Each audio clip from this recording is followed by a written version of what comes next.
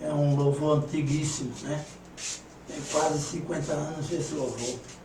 Então é maravilhoso a gente ver louvores antigos, que é o início do evangelismo, o evangelismo raiz, o evangelismo que realmente trazia a verdade. Então, nesta manhã de sexta-feira, né, nós vamos dar continuidade a 2 Reis, e hoje nós vamos falar de Eliseu, o sucessor de Elias, né? Semana passada nós falamos de Elias e hoje nós vamos falar de Eliseu, o sucessor de Elias. Você abre a sua Bíblia em casa, você abre a sua Bíblia no décimo livro da Bíblia, no 11º livro da Bíblia, 2 Reis, e você vai abrir no capítulo 2, que iremos falar da sucessão de Elias, né?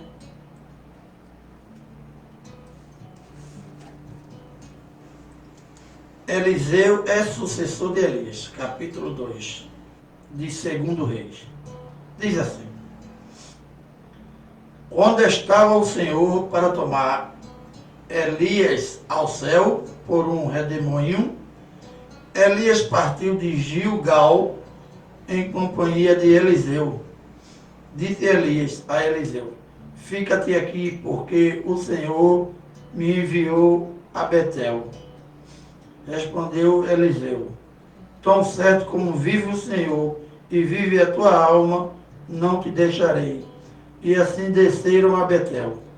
Então os discípulos dos profetas que estavam em Betel saíram ao encontro de Eliseu e lhes disseram: sabes que o Senhor hoje tomará o teu Senhor, elevando-o por sobre tua cabeça? Respondeu ele: também eu o sei. Calai-vos, disse Elias a Eliseu: fica-te aqui, porque o Senhor me enviou a Jericó. Porém ele disse: tão certo como vive o Senhor e vive a tua alma, não te deixarei. E assim foram a Jericó. Então os discípulos dos profetas que estavam em Jericó se chegaram a Eliseu e lhes disseram: sabes que o Senhor hoje tomará o teu Senhor, levando-o por sobre a tua cabeça? Respondeu ele: também eu sei. Calai-vos, disse-lhe, pois, Elias: fica-te aqui, porque o Senhor me enviou ao Jordão. Mas ele disse: tão certo como vive o Senhor e vive a tua alma, não te deixarei. E assim ambos foram juntos. Foram 50 homens dos discípulos dos profetas e pararam a cerca de distância deles. Eles ambos pararam junto ao Jordão. Então Elias tomou o seu manto, enrolou-o e feriu as águas, as quais se dividiram para os dois lados, e passaram ambos em seco. Havendo eles passado, Elias disse a Eliseu: pede-me o que queres que eu te faça, antes que seja tomado de ti. Disse Eliseu: peço-te que me toque por herança, porção dobrada do teu espírito. Tornou-lhe Elias: dura coisa pediste, todavia, se me veres quando for tomado de ti, assim te fará. Porém, se não me vires, não será feito.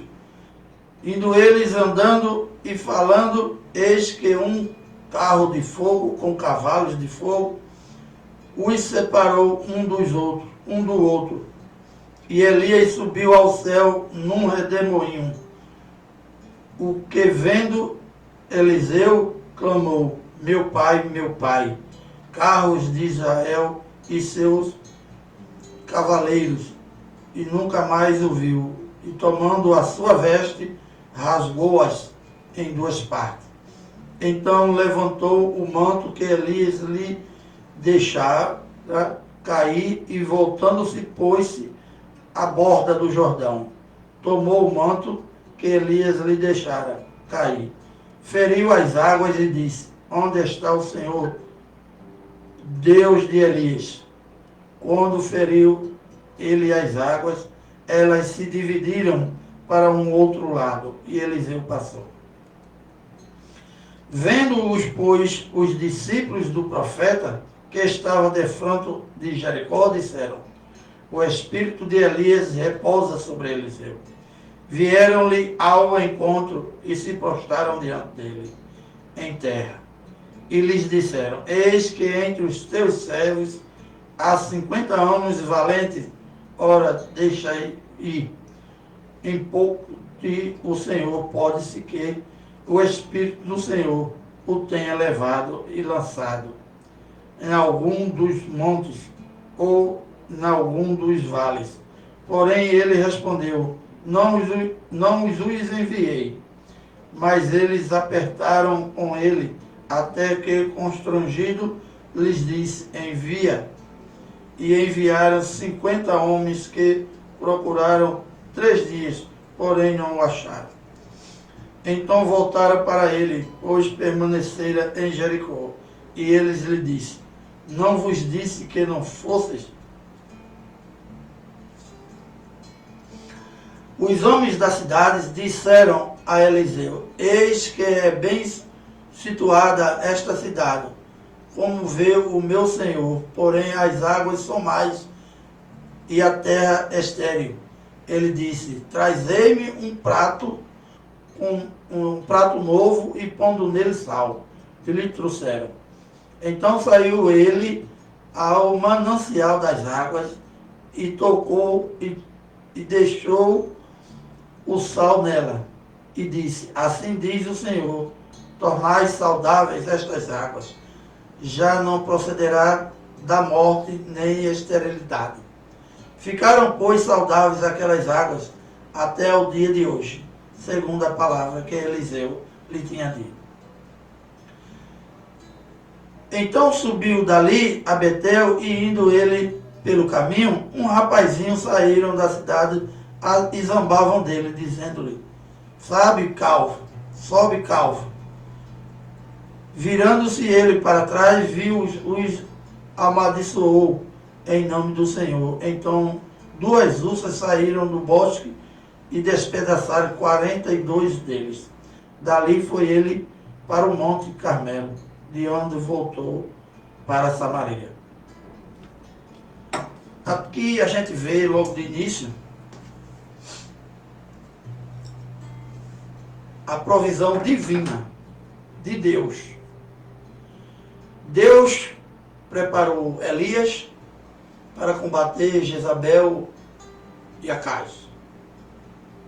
Elias cumpriu todo o seu propósito que Deus determinou para ele, mas Deus já preparou Eliseu e indicou Elias a ir em busca de Eliseu. Eliseu foi preparado antes que Elias chegasse. Porque Deus teria que deixar um sucessor no lugar de Elias. Elias, homem reto, correto diante de Deus, obediente, não morreu de nenhuma doença normal, mas Deus o arrebatou, levou ao céu, como levou Enoque. Então, a gente aqui já vê quando Deus ele tem propósito na vida de cada um de nós. Cada um de nós, Deus tem propósito para o bem. Mas a gente precisa dar obediência aos ensinamentos de Deus. Ser obediente a Deus. Eliseu, ele foi obediente a Elias por intermédio de Deus. E ele foi curioso em observar Elias subindo no carro de fogo, no redemoinho. Então, outra coisa, Eliseu não se afastou da presença de Deus quando caminhou junto com Eliseu. Por quê?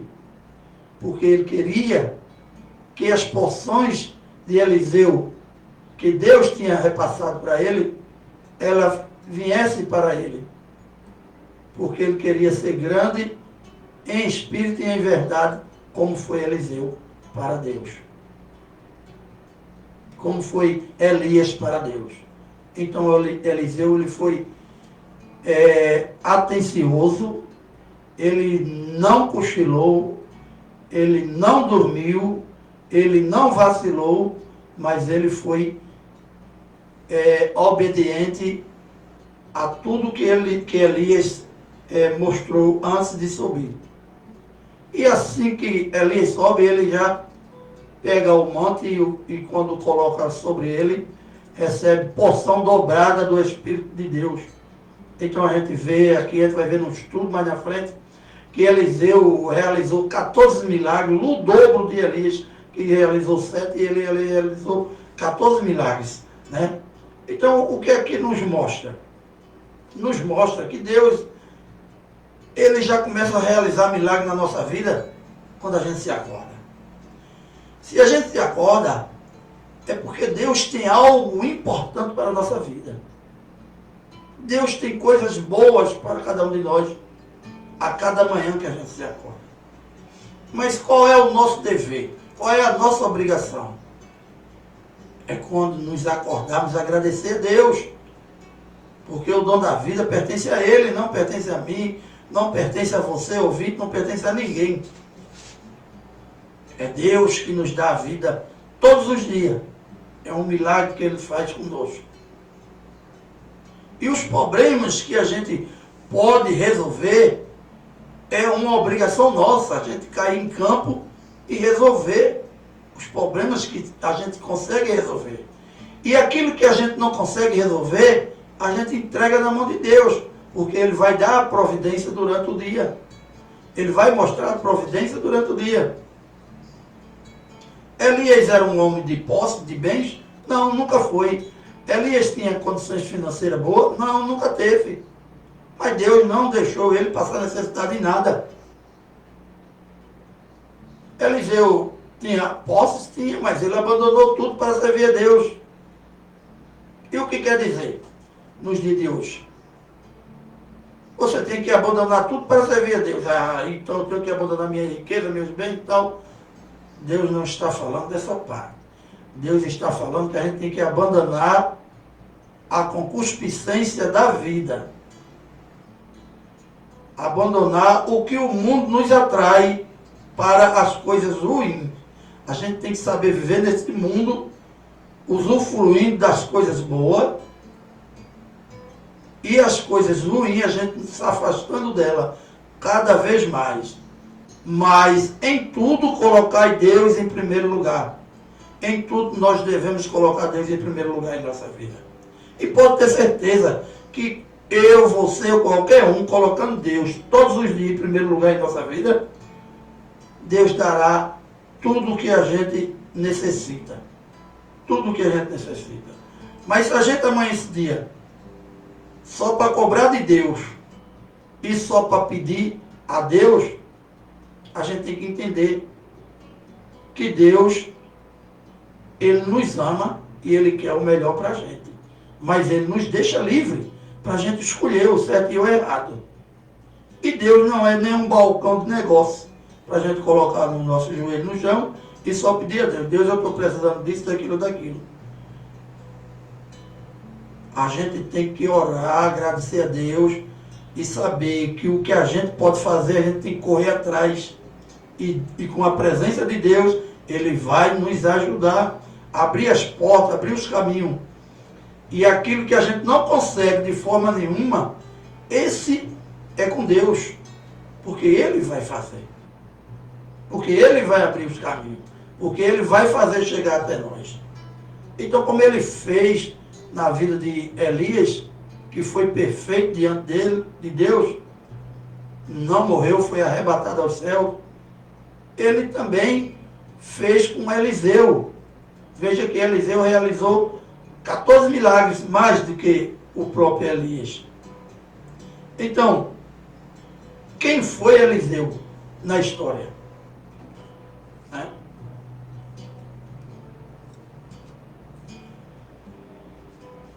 Eliseu foi um profeta em Israel, sucessor de Elias. Ele foi o assistente de Elias e viu ser arrebatado ao céu. Eliseu realizou muitos milagres ao longo da sua vida. Eliseu estava arando o campo quando Elias o chamou para ser seu sucessor. Ele foi para casa, avisou seus pais e convidou o povo para uma refeição especial. Depois, ele deixou sua casa e seguiu Elias, trabalhando como seu assistente. Quando Elias subiu ao céu, Eliseu insistiu em ficar com ele até o fim. Elias abriu o rio Jordão com um milagre e eles atravessaram. Elias perguntou a Eliseu se queria um favor e ele pediu para ser herdeiro do seu espírito profético. Elias foi arrebatado, deixando seu manto. Eliseu pegou o manto de Elias e abriu o Jordão, da mesma maneira que Elias tinha feito. A partir de então, Eliseu assumiu o ministério de Elias como profeta. Quais foram os milagres de Eliseu? A purificação da água de Jericó, que foi um dos primeiros milagres, né? Aí você vai encontrar em 2 Reis, capítulo 2, verso 19 e 22, que diz: alguns homens da cidade foram dizer a Eliseu: como podes ver, esta cidade está bem localizada, mas as águas não é boa e a terra é improdutiva. E disse ele: ponha sal numa tigela nova e tragam-me para mim. Quando o levaram, ele foi à nascente, jogou o sal ali e disse: assim diz o Senhor, purifique esta água, não causará mais morte, nem deixará a terra improdutiva. E até hoje a água permanece pura conforme a palavra de Eliseu.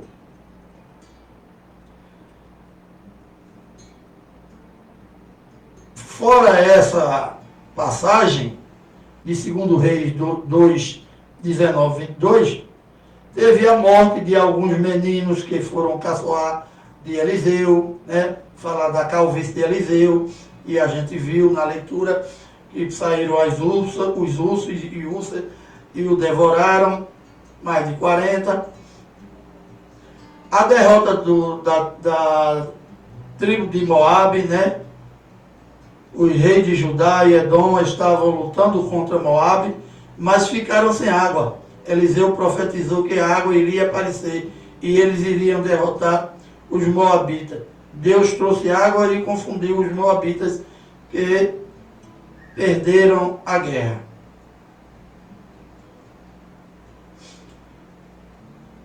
Juntasse muitas vasilhas a guerra. Então também teve esta batalha.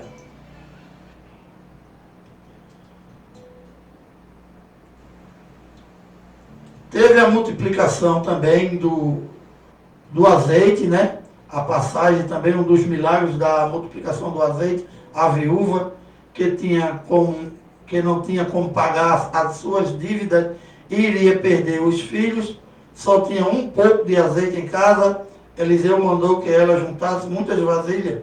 O azeite multiplicou e encheu todas as vasilhas, e a viúva vendeu o azeite e pagou suas dívidas.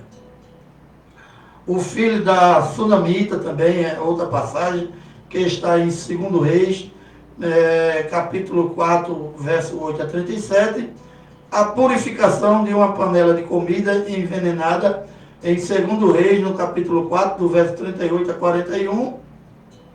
A multiplicação de 20 pães, que alimentaram 100 homens, 2 Reis, capítulo 4, 42 e 44. E a cura da lepra de Naamã, né? O machado que tinha caído na água e que flutuou também, em 2 Reis 6, 1, 17. A cegueira do exército arameu, em 2 Reis 6, 8, 23. A profecia do fim do cerco de Samaria, da vitória sobre o rei da Síria, em 2 Reis, no capítulo 7, do verso 1 a 17. A profecia da morte de Ben-Hadad, o rei da Síria, o que Hazael seria seu sucessor, em 2 Reis 8, 7 e 15. E a profecia que Jeú seria o próximo rei de Israel e mataria toda a família de Acabe, incluindo Jezebel. Segundo Reis 9, 1, 3. A profecia das 3 vitórias de Joás sobre o rei da Síria. Segundo Reis 13, 14, 19. E a ressurreição de um homem quando tocou nos ossos de Eliseu. E Eliseu já tinha morrido e enterrado no mesmo local onde Eliseu estava, e ele tocar nos ossos de Eliseu, ele ressuscitou. Então, segundo Reis, verso 13, 20, 21. Então, a gente vê aqui, foram 14 milagres que Eliseu realizou. Cada um tem um significado para a nossa vida. A purificação das águas de Jericó, veja só. A nascente dava água amarga e salgada, né? E o que Deus fez para a água ficar purificada e doce? Colocou sal na nascente. Isso quer dizer que o sal purifica, que o sal rejuvenesce, que o sal te dá vigor. Né? Tudo hoje que você vai para uma casa fazer o tempero na cozinha precisa de sal. Uma comida insossa você não consegue se alimentar direito. Né? Pode até se alimentar, mas o sal é o tempero. É o que deixa você, né, mais vigorado. O sal tem o iodo que ajuda a fortalecer também o corpo. Então veja só. Aquela água não estava servindo para nada, e sim estava matando as pessoas em Jericó. Eles não conseguiam se alimentar com aquela água, porque a água também é alimento. E o que aconteceu? Eliseu fez a água ser purificada. A nossa vida, ela deixa de ser purificada, ela deixa de ter o sal da vida quando a gente se distancia de Deus. A gente tem esse prazer que Deus nos coloca, que através de Jesus foi dado a graça, que nós recebemos todos os dias. Nós precisamos do sal que Deus nos dá toda manhã quando nos coloca de pé, para purificar o nosso corpo, para matar o que de ruim existe em nossa mente, em nosso caminhar, que são os pecados do dia a dia. Vamos deixar de pecar? Não. Mas o sal é a presença de Deus na nossa vida, porque purifica de todos os males que podem vir contra cada um de nós. Então, a gente percebe, através da história de Eliseu, dos milagres que Eliseu realizou, como a purificação da água, a gente também precisa ser purificado através da palavra de Deus, através dos ensinamentos de Jesus. Todos os dias precisamos da purificação da água que Deus nos dá, que é nos acordando e nos colocando o dia para que a gente possa estar em sua presença. As coisas deste mundo, ela nos oferece aos nossos olhos como coisas boas e maravilhosas. Mas a nossa presença diante de Deus vai nos revelar o que é bom e o que é ruim para a nossa vida, na nossa caminhada aqui na terra. Precisamos desse sal todos os dias, que é Jesus Cristo, que morreu por nós, que através dele nos deu a graça imerecida para que nós possamos ter a salvação. Se vivêssemos ainda pela lei, nenhum seríamos salvos. Pois hoje vivemos pela graça.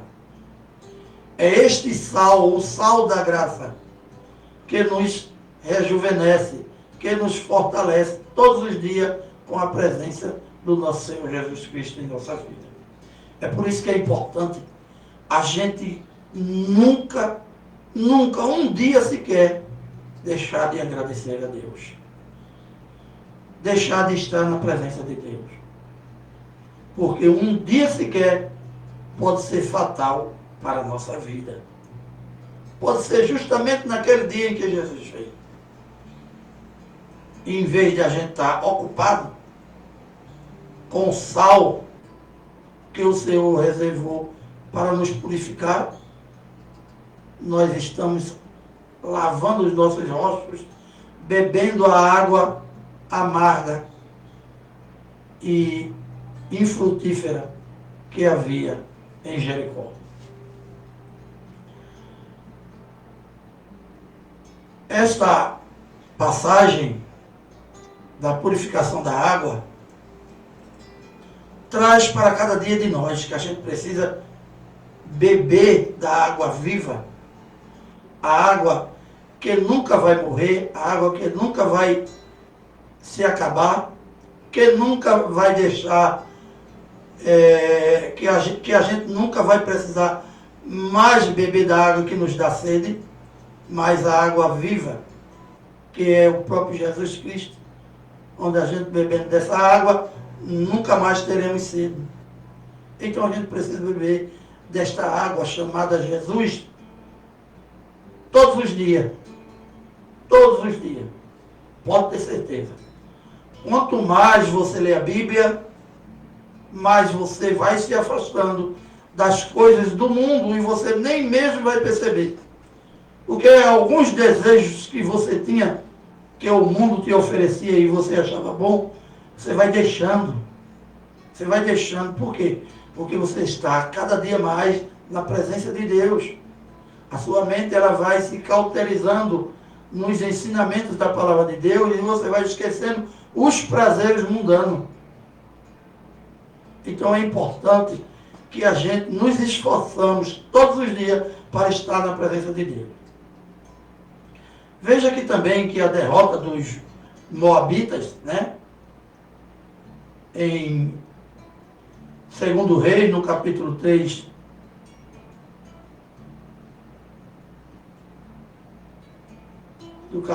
dos Moabitas, né?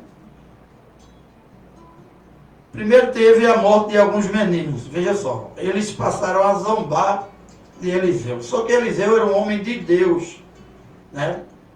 E tinha o poder. E o que é que a palavra diz? Que de Deus ninguém zomba.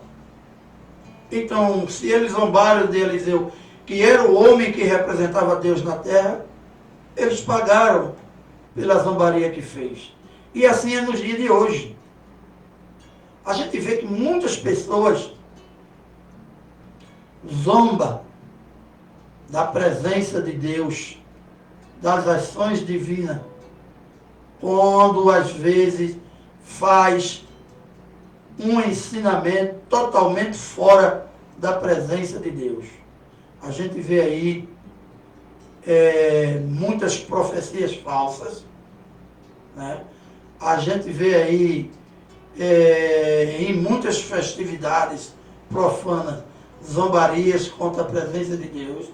Então tudo isso vai receber seu pago, vai receber sua recompensa. Naquela época zombaram de Eliseu porque era calvo, careca. Só que Eliseu era o homem de Deus na terra. E recebeu aquele pessoal o seu pago por conta da zombaria que fez a Eliseu. Mas ali Deus estava presente através de Eliseu. E a palavra diz que de Deus não se zomba. Então é bom que a gente fique atento aos acontecimentos todos os dias que a gente vê, né?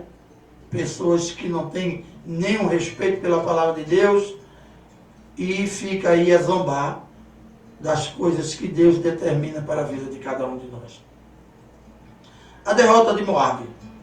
Os reis de Israel, Judá e Edom estavam lutando contra Moab, mas ficaram sem água. Eliseu profetizou que a água iria aparecer e eles iriam derrotar os moabitas. Deus trouxe água e confundiu os moabitas, que perderam a guerra.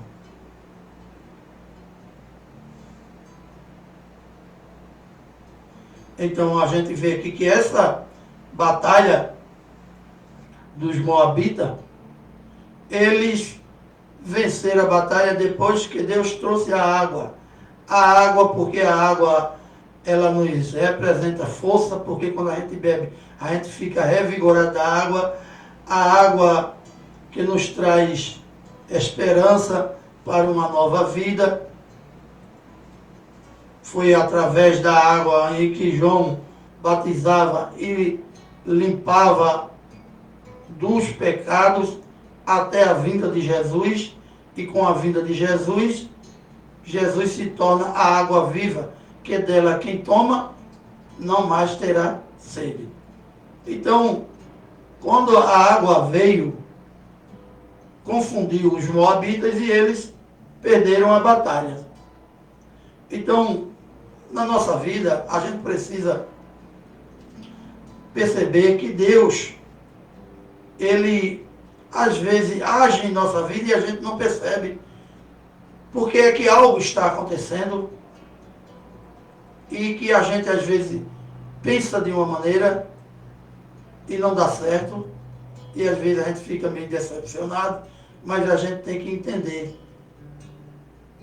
que o rio que corre a água, que a gente acha que deveria ser daquela maneira, Deus tem outra maneira de fazer com que aquela água chegue até nós, que é as bênçãos que Deus tem para cada um de nós. A gente só vai entender depois, mais na frente, os livramentos que Deus dá todos os dias, daquilo que a gente estava pensando em fazer e não ia dar certo, mas o que a gente tem que fazer é entregar a nossa vida na mão de Deus e deixar Ele agir quando a gente não consegue fazer por nós mesmos. A multiplicação do azeite da viúva, veja, que a viúva ela tinha uma dívida deixada pelo seu marido, né, que servia justamente a Eliseu. O que é que diz aqui em 2 Reis 4:1?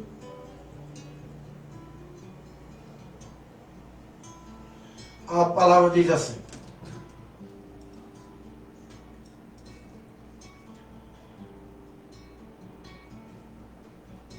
uma viúva não tinha como pagar suas dívidas e iria perder os filhos, só tinha um pouco de azeite em casa. Eliseu mandou que ela juntasse muitas vasilhas. O azeite multiplicou e encheu todas as vasilhas. A viúva vendeu o azeite e pagou suas dívidas.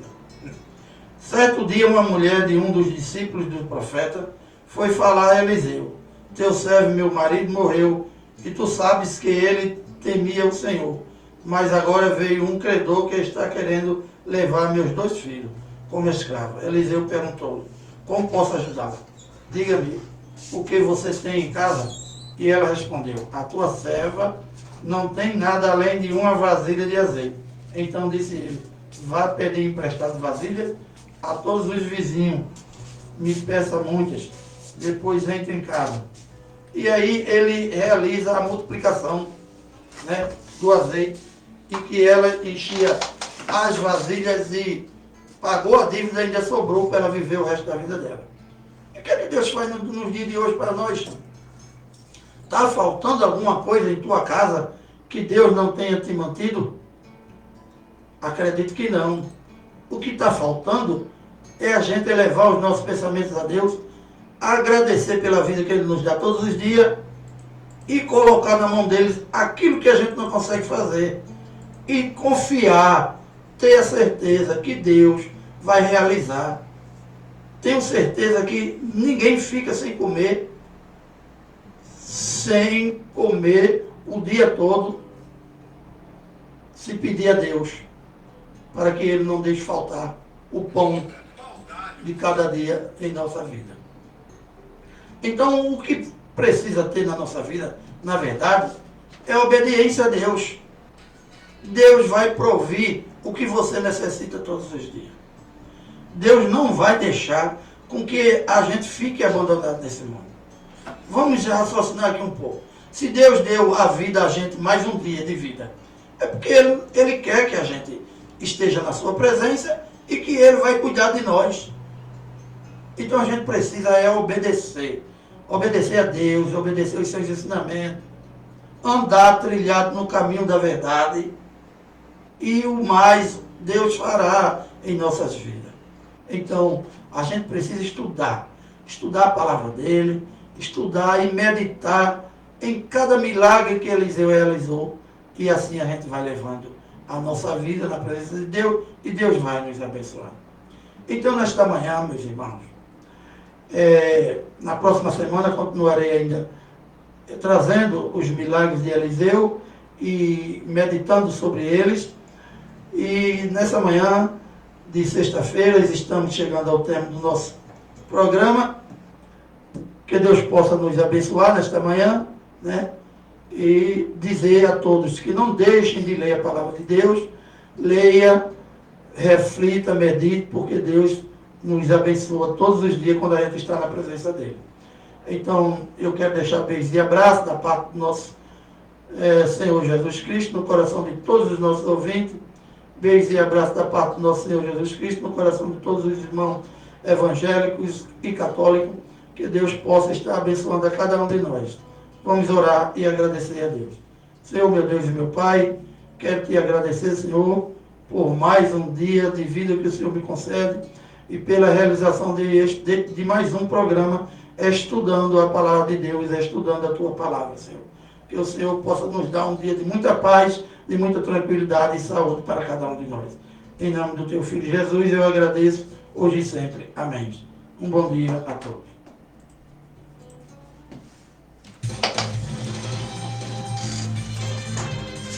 CYX 824.